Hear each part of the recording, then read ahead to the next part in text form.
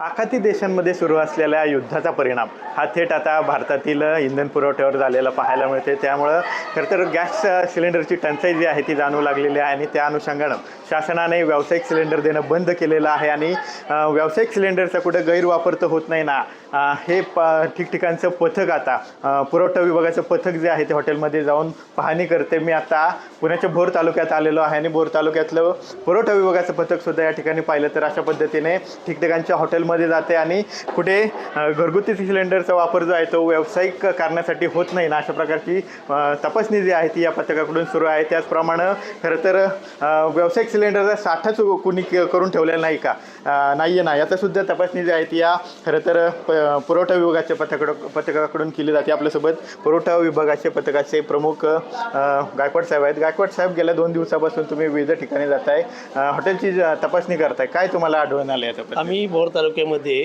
बरेचशा हॉटेलना अशी व्हिजिट दिली, अचानक व्हिजिट देऊन त्या ठिकाणी तपासणी केली असता त्यांना हॉटेलमध्ये मोठमोठे हॉटेल असेल छोटे असेल त्यांनी बाहेर चुली मांडून ते स्वयंपाक तयार करायचा आणि त्याप्रमाणे लोकांना देण्याचा असं त्यांचा तरतूद त्यांनी करून ठेवलेली आहे। कुठेही आम्हाला अवैध असा डोमेस्टिक सिलेंडर कुठेही त्यांनी लावलेला असं आम्हाला निदर्शनास आलेलं नाही। म्हणजे जिल्हाधिकारी साहेब असतील, जिल्हा पुरवठा अधिकारी साहेब असतील, आमचे भोरचे प्रांत साहेब असतील, भोरचे तहसीलदार साहेब असतील, यांचीसुद्धा या सगळ्या विभागावर बारकाईने नजर आहे। त्यांच्या निर्देशाखाली मी स्वतः, आमचे पुरवठा निरीक्षक हे स्वतः आमचं पथक नेमून आम्ही पथकामार्फत मग गॅस एजन्सी तपासणी असेल, हॉटेल तपासणी असेल, हे आम्ही सखोल तपासणी करून जर आतापर्यंत आम्ही तपासणी केली तर कुठेही असा अवैध आपल्याला सापडलेला नाही। जर यापुढे जर आपल्याला असा अवैध सापडलं तर आम्ही माननीय जिल्हाधिकारी महोदय यांच्या निर्देशानुसार, आदेशानुसार आम्ही कडक कारवाई करण्यात येईल।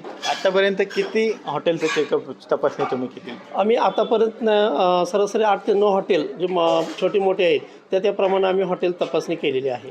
बरं, व्यावसायिकांना काय आव्हान असेल? अनेक व्यवसाय बंद पडतात, काही जण चुलीचा पर्याय निवडत आहेत, पण गॅसचा कुठं गैरवापर होऊ नये यासाठी व्यावसायिकांना काय तुमचं आव्हान? व्यावसायिकांना माझं एवढंच आव्हान असेल की हे जे आता युद्धजन्य परिस्थितीमध्ये जे प्रॉब्लेम निर्माण झाले ते लवकरात लवकर आपलं सॉल्व्ह होऊन माननीय जिल्हाधिकारी महोदय असतील, त्यानंतर प्रशासन याच्यावरती तात्काळ तोडगा काढत आहे। तरी व्यावसायिकांनी सुद्धा पॅनिक न होता याच्या आलेल्या याच्यावरती त्यांनी पर्याय हे करून त्याप्रमाणे आता सिलेंडरचा म्हणजे कोटा मिळून जाईल त्यांना, त्यामुळे त्यांनी कृपया पॅनिक होऊ नये असं त्यांना मी विनंती करतो। धन्यवाद सर। तर व्यावसायिकांनी पॅनिक होऊ नये असं आव्हान जे आहे ते गायकवाड साहेबांनी केलं आणि गायकवाड साहेब गेल्या दोन दिवसापासून खरं तर विविध हॉटेलची तपासणी जी आहे ती करतायत आणि त्यामध्ये अद्याप तरी त्यांना कुठलेही गॅस सिलेंडरचा दुरुपयोग होत असताना आढळले नाही आहे। ठिकठिकाणी अशा पद्धतीचा चुलीचा ऑप्शन जो आहे तो खरं तर हॉटेल व्यावसायिकांकडून निवडला जातो आणि त्यामुळे कुठेही खरं तर घरगुती गॅसचा गैरवापर जो आहे तो कुठल्याही हॉटेलमध्ये सुरू नसल्याचं आतापर्यंतच्या तपासणीत या पथकाला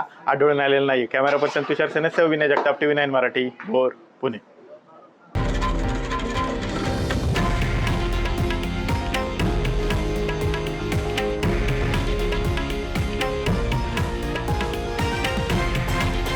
हे आहे देशातील नंबर 1 न्यूज नेटवर्क आणि आपण पाहत आहात TV9 मराठी, एकमेव।